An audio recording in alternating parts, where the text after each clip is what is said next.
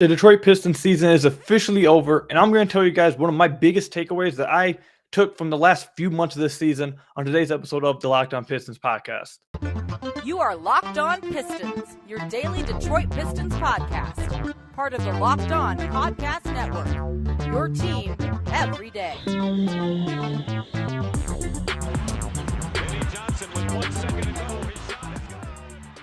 What's the deal? Welcome back to another episode of the Locked On Pistons podcast. Today's episode is brought to you by BetOnline.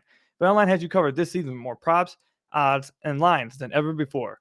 BetOnline, where the game starts. Per usual, I'm your host, Kuka Hill. You can find me over on Twitter at Kuka Hill. I want to thank you guys for making Locked On Pistons your first listen of every single day. We are free and available on all your podcast platforms. And if you have not already, head to our YouTube channel at Locked On Pistons. Hit that subscribe button. It's the best way to support the podcast.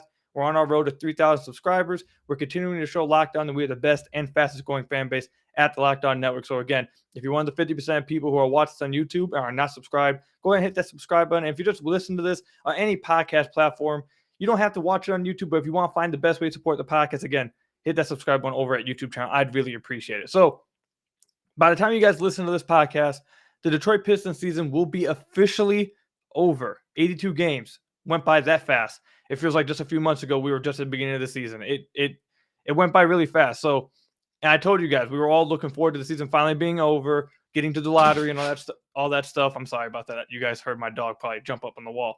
But we're all looking forward to the lottery and all that kind of stuff. But now that the Pistons season's over, I'm already itching to watch basketball again. I'm already itching to watch Pistons basketball again. It hasn't even been the Pistons game isn't even actually over when I'm recording this podcast. It's in the third quarter, but the Pistons have pulled all their starters. They're only playing the backups. And so I don't really feel like there's much meaning to be watching that game at this point. As long as they lose, I'll keep you guys updated on that. But yeah, season's officially over. And we're going to have a lot of things that we're going to talk about this offseason, especially to kick off the offseason. But with this podcast, the first segment, I wanted to talk about something that was one of my biggest takeaways so far this season over the past few months to end the year. We're going to have a bunch of podcasts talking about some takeaways, some of my bigger takeaways throughout this season. But I wanted to talk about one that really stuck out to me over the last few months, and it's kind of made me change my opinion on some things. And that's you guys probably know where I'm going here. I'm going to go with Killian Hayes here, and I'm going to just come out right now and say it. I don't think Killian Hayes should start for the Detroit Pistons, no matter what next season. Now, when I say no matter what, I mean no matter how good of a development he has this offseason, no matter how much he improves this offseason, no matter how good he looks next year, which you guys have heard me say that I think he could possibly look really good next year. I believe that Killian Hayes has the chance to be a very good player in the NBA, an extremely viable player in the NBA. But I don't care what he looks like coming out of the offseason. I don't think he should start next year, no matter what. And here's the reason why. Just a few podcasts ago, I talked with you guys after the game against the Dallas Mavericks. I told you guys that I did not want the Pistons offense to become heliocentric. I didn't want the Pistons offense to be built completely around Cade Cunningham like the Dallas Mavericks had done with Luka Doncic. I don't want all that put on Cade Cunningham. I don't want all that responsibility, all the ball handling, the entire offense, the success of the half-court offense being completely reliant on Cade Cunningham either creating for himself, creating for others, etc. You guys get what I'm saying. Because I don't feel like that's sustainable. I don't think that's winning games in playoffs. We're not going to win championships that way. And I think players break down that way. And I use the example James Harden. He's older, but he shouldn't be breaking down like he is now at this age. And he is. And I think that has a lot to do with the amount of the load that he had to carry in Houston, Brooklyn. Now, just how much he's had to carry, specifically with Houston when he was with D'Antoni. But, however, it looks like that the Pistons are trending towards that way, I think, with Cade Cunningham. After the game against the Dallas Mavericks, Dwayne Casey did come out and say that's eventually what they want to do with Cade Cunningham. They just want to surround him with shooters. Now, I'm sure they're going to, have something in the starting lineup that can at least do something with the ball in their hands. But it seems like that they're trending towards surrounding Cade with just shooters and maybe just having Sadiq Bey or someone else who is not great with the ball in his hands, but at least can take some like off-ball shots and like can create their own shot sometimes. It just seems like they're trending towards the direction of having Cade create everything for them. And if that is the case, Killian Hayes should not be in the starting lineup, no matter what. No, I don't care how good he gets. I don't care if he becomes like a 37, 38% three-point shooter. He should not be in that starting lineup. Killian does not play well without the ball in his hands. He can get better off ball. He may become a good off ball player eventually in his career, but it's very clear, especially over the last few months with him coming off the bench, and especially over the past month and a half or so that we've talked about on the podcast over and over, with him looking more aggressive, getting to the rim, looking better, finishing around the rim better, all that kind of stuff, that he simply is a completely different player when he has the ball in his hands. He looks much better. He looks like he's at his, in his groove when he has the ball in his hands. He looks like he's playing fun and free basketball when he has the ball in his hands. The corner is not a sign of respect for him. He doesn't play well when he's just stuck in the corner. He can't impact the game that way. And I think we all have seen that.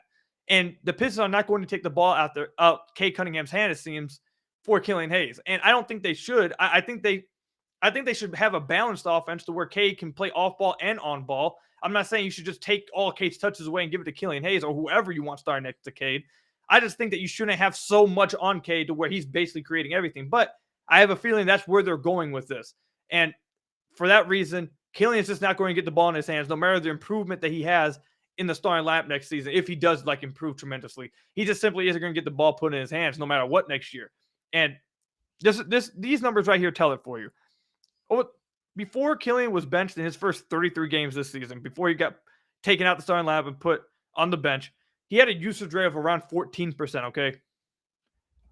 The rest of the year, so that's all 32 games. After that, the usage rate went up to 17%. Now, if you go over just like the past month and a half or so when he's played really well, you're looking at that usage rate going up to 18.3%. And I don't think it's a coincidence that he's looked better in these games. Again, it's just simple. Killian is better with the ball in his hands. He looks better with the ball in his hands. He's able to do more with the ball in his hands, and he looks better coming off the bench. So the only caveat is if the Pistons get a different coach next year that wants to implement more of a balanced offense to where Cade's playing off ball more and on ball, where you're using both to his full capabilities. But as of right now, I don't think that the Pistons are going that direction. I think they're going to trend a little bit more into a heliocentric type of offense with Cade. If you want me to be honest, I think they're going to be trending more in that direction. And if that's the case, no matter the improvement that you see from Killian Hayes this offseason, no matter how good he looks at the beginning of next season, in preseason, in training camp, whatever, no matter what, Killian Hayes starting next year should be completely off the table. And I know that I've told you guys on the podcast many times, I think the Killian Hayes archetype is the best archetype to start next to Cade Cunningham. I'm starting to change my opinion on that a lot because, again, unless a coach change, a changing of the coach happens and they bring someone in that wants that kind of balanced offense, okay, then I still am with that. But with the current coaching staff right now and the way I see things going, if that's the way they want to play, that should not be the archetype next to Cade. The archetype next to Cade should just be a guy who can score. A guy who can score off ball, can score with the ball in his hands, can do everything. That's a pure scorer. That's what they should put next to Cade. Unless, again, they make a change at the coach or the Dwayne Casey all of a sudden changes his offense, which I don't think is going to happen. So that's where I'm at with that. That's one of my biggest takeaways over the last few months of the season that we learned, or at least I learned. You guys let me know what you guys think about that in the comment section down below or over on Twitter at Kookie if you listen on the podcast. But yeah, that's where I'm at with Killian Hayes. By the way, I think he's looked really good the past month and a half. I think he's looked really good since coming off the bench. I'm really happy about how he's looked and how he's progressed. But again, no matter his progression, no matter his development, no matter his improvement, unless the offense changes, or there's a different coach and they want Cade to play off ball more or, balance that out more, Killian Hayes shouldn't start no matter what next season. I think that would be best for him and the Pistons, obviously. So again, let me know what you guys think about that. When we come back, we'll talk about some of the other things that we saw from this season, just some quick takeaways. And I'll tell you guys what you guys should be expecting from the podcast early this offseason until we get to the draft lottery. But first, I have to tell you guys about one of our sponsors, your guys' favorite sponsor, Built Bar. This is the time of year that I've pretty much given up on all my New Year's resolutions, but not this year. I'm sticking to my resolution to eat right, and it's thanks to Built Bar. It almost feels like it's not even really a resolution because I actually enjoy eating them. Have you ever tried the Puffs bar? If you haven't, you're missing out on one of Built Bar's best tasting protein bars. Puffs are the first ever protein-infused marshmallow. They're fluffy, they're marshmallowy. They're not just a protein bar, they're an absolute treat. And guess what? They're covered in 100% real chocolate. And it's not just the Puff bars. All Built Bars are covered in 100% real chocolate. Yes, 100% real chocolate. Low calories, high protein. Replace your candy bars with Built Bars. They taste better and they're better for you. A typical candy bar can be anywhere from 200 to 300 calories. Most Built Bars contain 130 calories, 4 grams of sugar, 4 net carbs, and 17 grams of protein. Make sure you're heading to Built.com. You'll see the macros chart, but also you'll see all the incredible flavors that they have to offer you. Mint brownie, coconut almond, a new flavor this month, white chocolate cookies and cream. You guys know my favorite is peanut butter, but they also have strawberry, raspberry, blueberry, cherry barcia, all kinds of flavors for you to check out. And if you're constantly going to Built.com, you'll see the new limited time flavors that they're coming out with all the time. At Built Bar, they're all about the taste. They make it delicious first, then figure out how to make it healthy. I don't know how, but they pull it off every single time. So go to Built.com and use promo code LOCK15 to get 15% off your order. Again, go to Built.com, use promo code LOCK15 and get 15% off your order. Built Bar, the best tasting protein bar ever. So I want to thank you guys again for making Locked On Pistons your first listen of every single day. We are free and available on all your podcast platforms. And if you're one of the 50% of people who are watching this on YouTube, or if you're listening to this on the podcast platforms and haven't went over to the YouTube channel, hit the subscribe button. Make sure you guys go and do that. It's the best way to support the podcast. We're on our road to 3,000 subscribers. We're trying to show Locked On that we are the best and fastest growing fan base at the Locked On Network. So again, I'd really appreciate it if you went over to the YouTube channel and hit that subscribe button. So I just want to update you guys real quick with what you guys should be expecting from the early offseason schedule with the Pistons season officially being over. As of now, when I'm recording this, the Pistons are down by 5 at the end of the third quarter against the Sixers. Again, they pulled all their starters. I don't see a real reason for anyone to be fully invested in this game outside of the fact wanting to see the outcome of making sure they lost. I don't think anything else really matters in that game. So just wanted to give you guys a quick heads up of what to expect. So I told you guys last week that I am starting for the first time ever with me watching the Pistons, covering the Pistons, doing what I do. This is the first time I'm ever trying to get into scouting and looking into prospects and trying to develop a draft profile for guys. It's the first time ever I'm doing it. And the first guy I'm doing it with is Paolo Banchero. I'm still doing my deep dive into him. I have like a full list of notes right here I have on him. It's pretty long, but I'm not done yet. I want to make sure I have everything that I want and make sure I have a complete draft profile. I feel absolutely the best possible talking about it. But it won't be just him. Throughout the offseason, heading into the lottery, and even heading into the draft, we'll be having a lot of episodes talking about draft prospects potentially in the top of the draft. Once the Pistons get their exact spot in the lottery, when the lottery happens, we'll probably get even more in depth with that because we'll probably have an idea of who likely will be available. Rumors will start coming out, etc. If the Pistons make a trade with Jeremy Grant and they end up getting that the Portland pick or the New Orleans pick from Portland, and they get like a 9, 10, 11, 12, wherever that pick lands up, we'll look into prospects around that area too. So you guys can look forward to that. That's going to be part of the coverage that you'll be getting at the beginning of the offseason. Along with that, we're also going to be going over player reviews, probably at least one or two player reviews per week, a full episode just dedicated to those guys getting reviewed, each guy, their season, positives, negatives, things to improve on, etc., those kind of things. So just stay in tune for that. That's what you guys will be seeing coming on the podcast. And we'll also be having a lot of guests. I'm in the works. We're trying to get a couple guests on here I think you guys will really enjoy.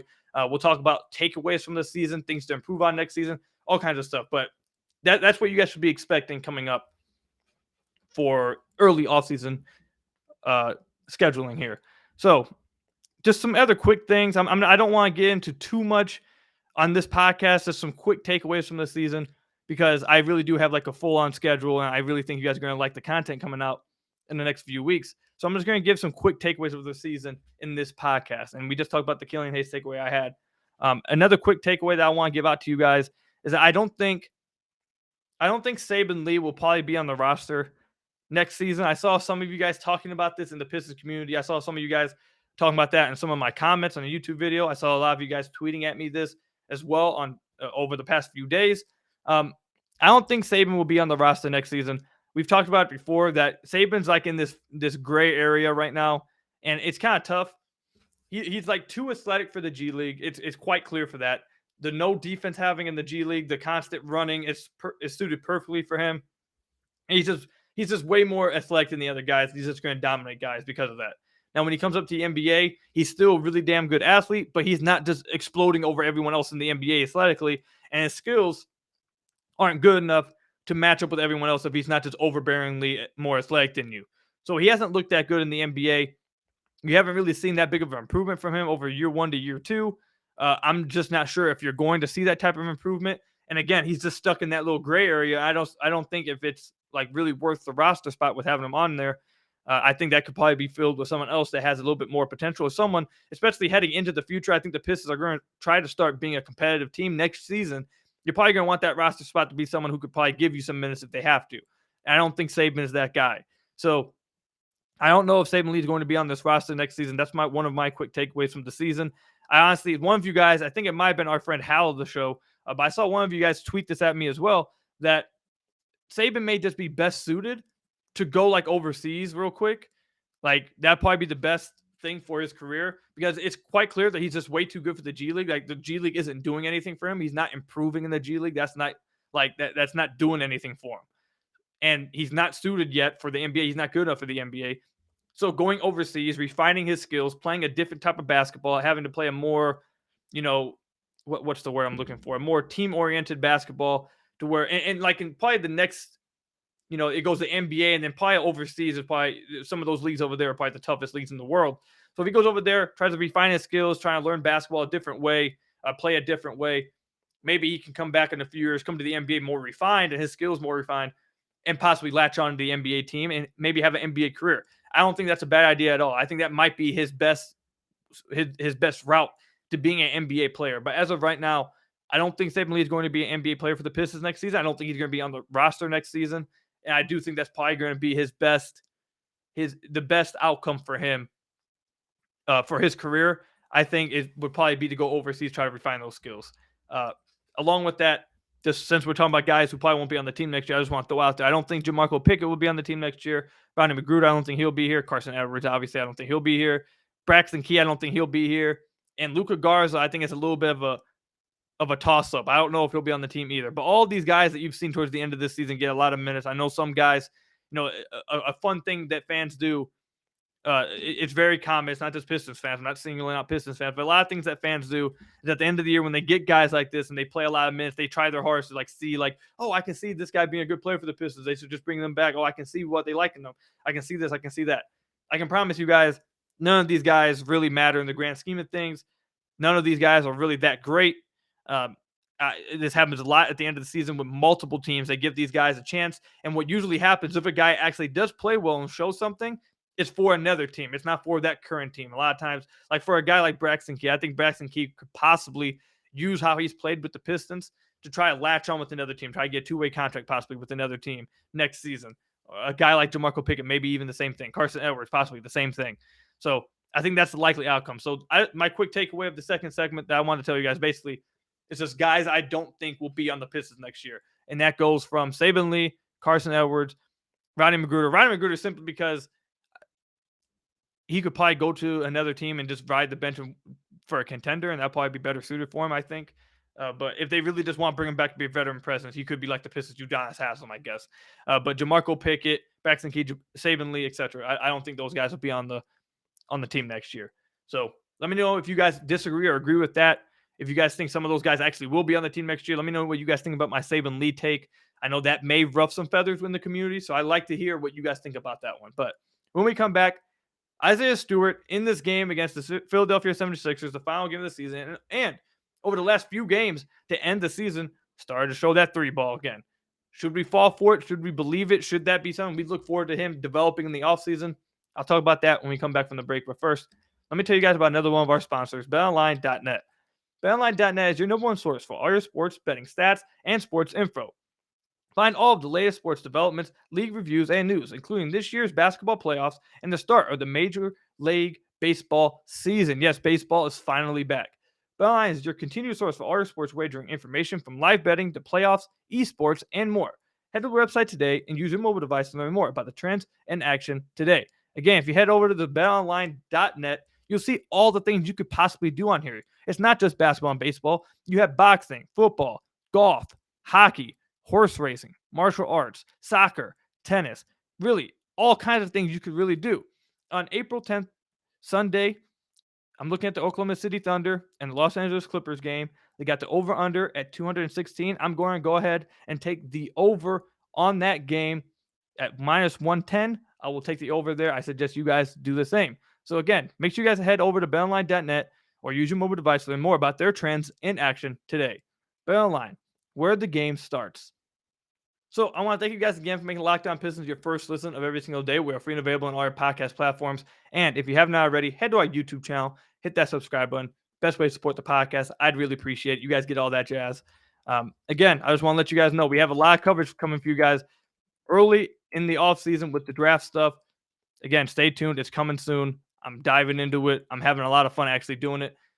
So we'll see how it goes. I'm also going to have a lot of draft guys on the podcast too to help me out and to give you guys some insight from outside of just my deep dives into it. We'll have some other guys. Obviously, Hal will come on the podcast with the guy we had on last year for the draft stuff. We'll have Mavs draft, the Richard Stamen, Locked On's draft guy. We'll have all kinds of dudes on the podcast to talk about it. So, and we'll get into that as soon as possible in the offseason. But let's talk about real quick Isaiah Stewart. So Isaiah Stewart, he's fooled us before. He's fooled us before with the three-point shooting last season. People thought last season coming into this year, okay, Stu will be an outside shooter. He will be a stretch big. He has that in his future. And it was kind of because, throughout the season, he only shot like one a game, less than one a game, really. But he was making them when he shot them. Then towards the end of the season, he started to ramp it up. Like the last 11 games of the season, he started taking 3 to 4 shots a game from beyond the arc. He did not shoot very well doing that. His percentage just went straight to the bottom. It was not good. But the fact that he was feeling confident taking them and taking more volume, along with the fact that he had been making them before then, like the majority of his rookie season, like the first 50 or so games, people thought that was something that could be in his future. Then coming into this season, that was just completely debunked. And it got to a point where he literally just wasn't even taking threes. Through the first 63 games of his season, he was taking 0.4 threes a game. And he was shooting 14% of these. It wasn't just a three-point shot either. He just wasn't even taking mid-range shots. We've talked about this a lot in the podcast throughout the season.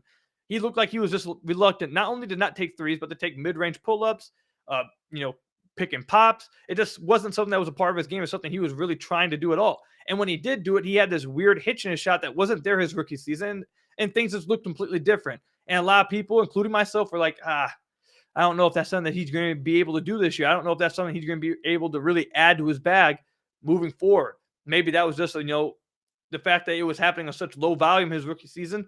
Maybe we shouldn't have overreacted to that.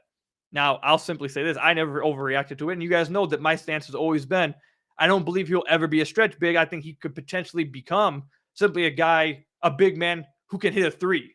I think that's two different things there. A stretch big and a big who can occasionally hit a three. Those are two different things. I think Stu has the potential to be the second one.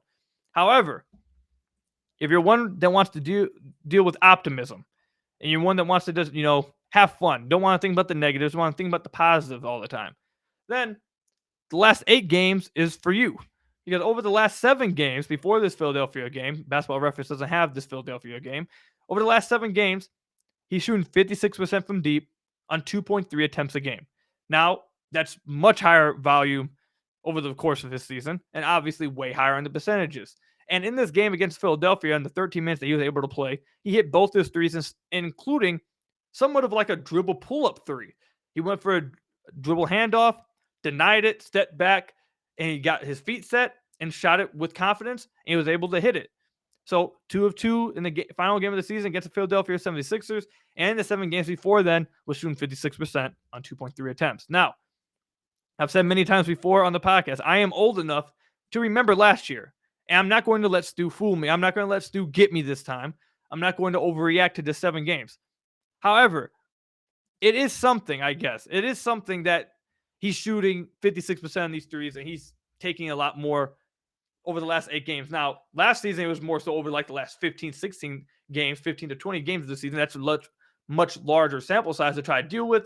8 games, you can't really take anything from that when it comes to this kind of thing, especially when you have a full season's worth of a guy simply just not taking threes. However, for the guys who do believe that the Stu will be able to make threes truthers out there, this is a really good stretch for you. I'll admit it. Before this game, I had been sitting back saying what I just said. I'm old enough to remember last year. You're not going to fool me. You're not going to get me. I really don't believe this is something he can do next year. I don't think this is something he's ever going to be able to do in his career. And then I saw him hit that dribble pull-up three. That was impressive.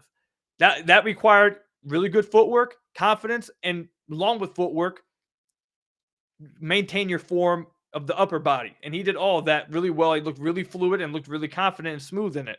So that three, I won't lie, had me sit up in my chair, and I was like, okay, you got my attention. Now, am I heading into the next season saying, okay, Stu's coming, he's about to start taking threes next year? No, I'm not. Because, again, 8 games is not a big enough sample size to really freak out over. And, again, we saw last year. We know how this can go. However, I think it's clear that it's at least something that he knows that he wants to try to develop and thinks that's something that he has to develop and put into his game. Now, we'll see what happens. I think that's probably going to be his main emphasis of this offseason. We heard Dwayne Casey talk about at the beginning of the season, saying they were kind of shelving it toward maybe next year or in the offseason, that it wasn't exactly ready right now, and they didn't want him to really be focusing on that. And we saw that absolutely be true for the entire season. He just didn't take them. Now, at the end of the year, he obviously seems a little bit more confident in it. The hitch isn't really there. His footwork looks better. So maybe it's been something that they've been working, off the cameras in practice all season long, and now he feels better, and the staff feels better about it. John Beilein, the shooting coach, feels better about it, and now they've green-lighted him to take them in the final 8 games of the season. I'm interested to see how that goes for him heading into the offseason. I'm going to assume that'll be the main thing he works on this offseason, and I know that's going to be what everyone's going to be watching for next season in preseason, in training camp. They're going to be waiting to see the stories from all the beat writers saying, hey, is Stu taking threes in training camp? Is he taking threes in practice? How's it looking? Everyone's going to be watching that in preseason. So I'm not going to overreact over these last 8 games, though. Again, that pull-up three he took, it got my attention. And I think it 100% is clear that that's going to be something he works on, and he realizes he has to add to his game if he really does want to have a chance to be a starting center in the league. And you guys know that I think that where he'll end up is a high-level backup. But if he can become a stretch big, if he's not just a big who can shoot a three every now and then, if he becomes a legitimate stretch big, that changes things for him. So I think he knows that, and he's going to work on that this offseason. And everyone's going to be interested to see how that goes. But that's all I've got for you guys today on the first episode after the season. The Pistons season is officially over, man. I want to thank you guys for real. Obviously, the coverage, Locked On Pistons podcast, is going to still be coming to you guys 5 days a week, at least over the next month or so. So we're not going anywhere. However, I do want to thank you guys for you guys' support over the season. We've really grown over the season. I've gotten better as a podcaster. I still need to get much better, but I've gotten a lot better. I've had a lot of you guys reach out and say, hey, Koo, you've gotten a lot better from when you took over the podcast last year. You seem more comfortable. You're coming into your own. I really appreciate those kind words. I appreciate all you guys who have come and joined the fan base, the Locked On fan base, Locked On Pistons fan base over this basketball season. I'm happy that we were able to have some fun times, even when a losing season. And the fact that this season really went by so fast, man, really just shows how quick time just flies by, man. It's crazy. But again, I want to just thank you guys for all the support and the new followers that we've gained, the YouTube channel fan base that we've gained. We have over 2,100 subscribers over there. We're just had our best podcast month in February in the history of the Locked On Pistons podcast. So this past NBA season for the Pistons, Locked On Pistons podcast has been great. It's been historic. So I want to thank you guys for being with me all this season, and to stay with me going into the offseason, because we're going to have draft coverage, takeaways, free agency, all that stuff, special guests coming for the next month, 2 months, 3 months. It's going to be a fun offseason. So thank you guys again, really, for this season. Stay tuned for the offseason. We're going to have a lot of fun. And until the next podcast, I'll see you guys later for the final time. Go Pistons. I'll see you guys in the next one. Stay safe, everybody.